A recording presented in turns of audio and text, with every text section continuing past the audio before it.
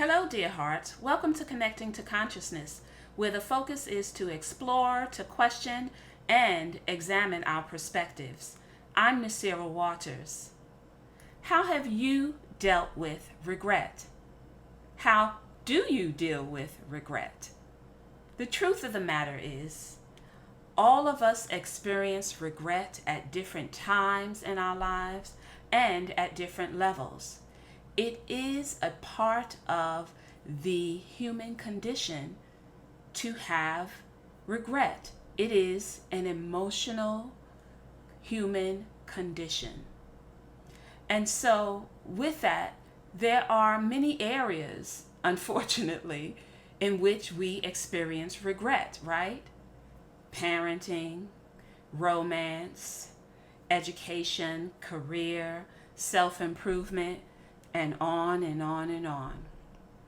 And so there's research that was done with the American Regret Project that actually addresses four core categories of regret. And they say that these are nearly all regrets fall into these four categories, which are foundation regrets, boldness regret, moral regret, and connection regret. Now, before I get into those just a tad, because I'm not going to spend much time on them, I also truly had to sit with the fact that it's important that we understand that we show up in our lives at any given time the best way that we can. And that may be an idea that some may have a problem with. And I have to be honest, there was a time that I couldn't really reconcile that because of the fact that, as humans, we can behave in some and speak and behave in some quite egregious ways at times, right? And so I had to wrap my head around the fact that there were things that I could have done better, but I didn't. And so I had to come to the understanding over time, that we show up based on where we are in our thinking at any particular time.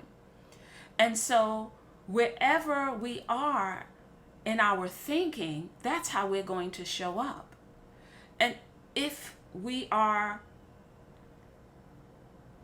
in a thought process of lack, then that's going to show up in our words and our actions. And so when I say that we do the best we can with what we have, this is a different way of me saying what I just said. That's just it. Wherever our thinking is at a particular time, that's how we're showing up. And that is us showing up, doing the best we can with what we have at that particular time. Now, for some, you may need to process that and take time for that to resonate with you, if you so choose, over time, like I had to do. But nonetheless, that's my stance. We do the best we can with what we have at any given time. And so that is something that is important, especially, I believe, as parents, that we understand fully that we do the best we can with what we have at any given time. It's not an excuse. It's not a reason not to hold ourselves accountable, but it is a reality that exists. Now, going through the research that speaks to nearly all regrets fall into four categories, as I stated earlier: foundation regrets, boldness regrets, moral regrets, and connection regrets.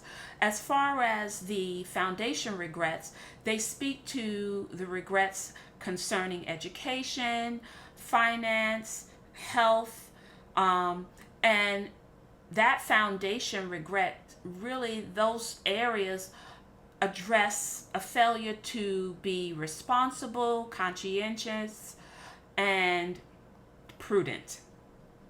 The other area of boldness deals with regretting maybe not taking the career, making the career choice or the academic choice, right? Or other areas where it required us to take bold steps and be courageous.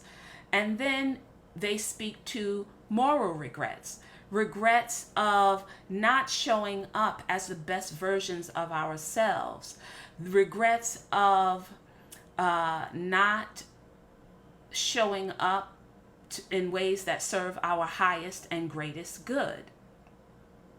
And then they speak to regrets of connection, understanding that where we find purpose is through our connections with others. And I want to share one piece in the research that I think is really important. And they say that our actions give our lives direction, but people give our lives purpose. And they go on to say that a failure to recognize and honor this principle is what caused many people to have prolonged regret. And speaking to prolonged encounters of regret, those are times where where those regrets can cause us mental, physical, and emotional distress. And of course, prevent us from moving forward in our lives in a way that serves our highest and greatest good. And so, dealing with regret causes emotional distress, high levels of stress, and that it can cause, and anxiety. And so that's again a reason why it's important for us to recognize the areas in our lives where we are dealing with prolonged regret. Next, ruminating over an event, a situation, having the tape go over and record over and over in our head. You know, like when I grew up, we had tape recorders and we can press it and we could tap on it and it would play and then it would finish and then we could play it again. Well, oftentimes that's what we do in our head, especially if we encounter situations that really disturb us, right? We just let it ruminate in our mind over and over again to no avail and to no productivity, causing distress and anxiety and anger and the like.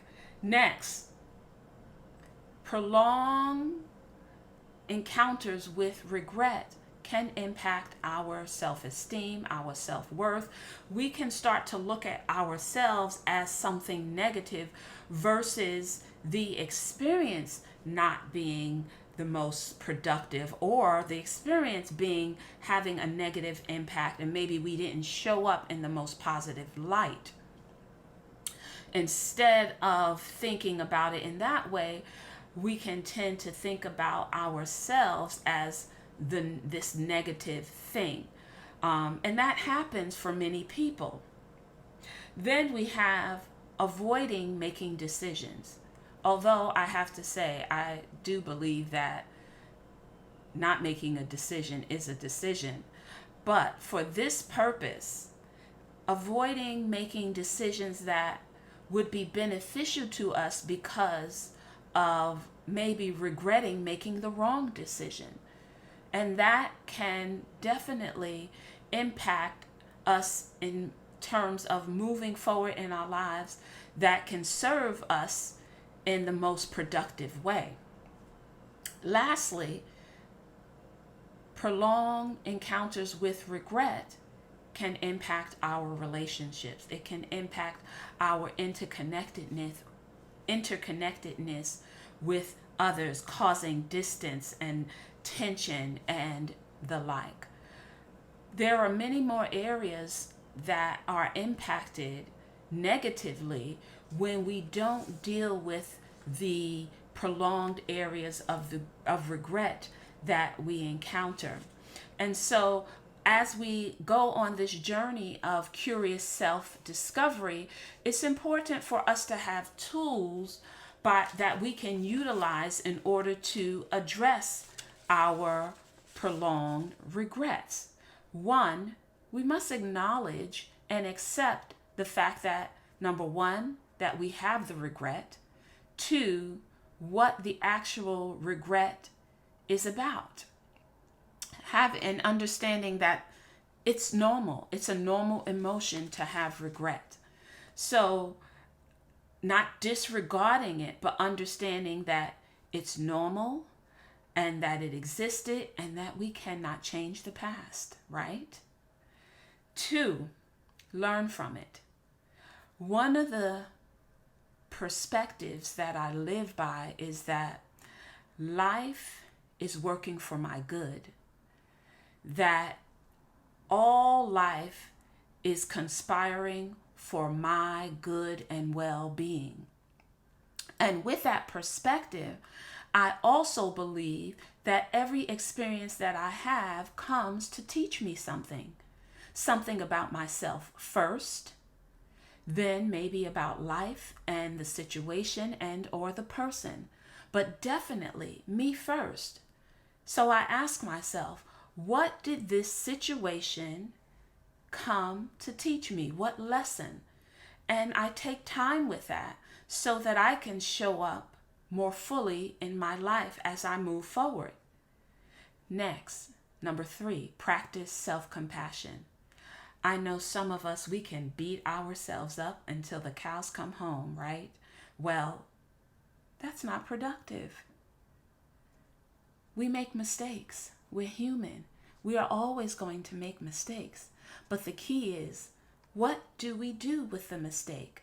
How do we move forward in a way that serves the best of who we are? Despite what anyone may say, if you desire forgiveness and your heart exhibits a posture of forgiveness, forgive yourself. No one can hold you, nor should you allow anyone to hold you hostage for something that you are willing to make amends for. Forgive yourself. It's important. Next, set your focus on the present. It is so important because that is what we actually have. All we really have is the present moment. Take some time and use that moment to focus on mindfulness, to focus on joy, to focus on how you can bring joy into someone else's life. Focus on the present. 5, set goals. Goals for your future. Goals that will help you to show up as the essence of who you are. To show up in ways that clearly express all of your creativity, all of your curiosity, all of the wonderfulness that lies within you. Set goals, make plans, write it out so that you can see what your vision is for you.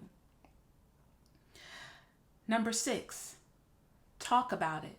Find someone you can trust, a counselor, a therapist, a trusted friend, because it's important to get it out. Maybe someone else can add another perspective that can help you shift your thinking around this regret so that it doesn't hold you so tightly. Next, use the regret to motivate you to move forward, to motivate you in your self-discovery, to motivate you to do the work that you need to do for you. Also, gratitude. That's one that I mentioned in the previous video.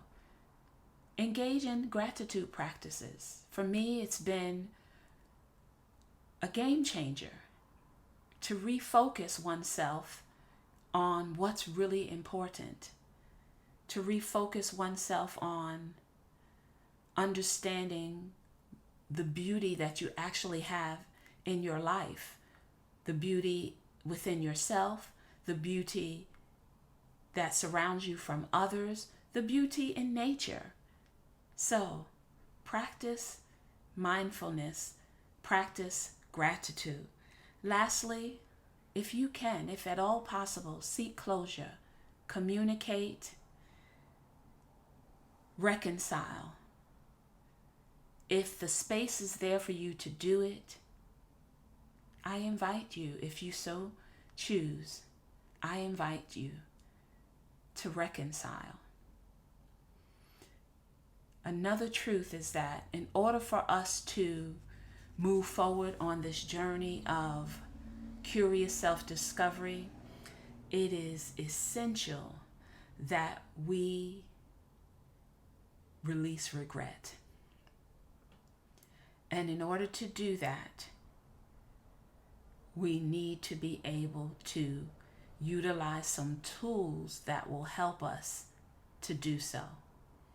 So, if you experienced or are experiencing regret, I invite you, let's take this journey together. Until next time, live consciously.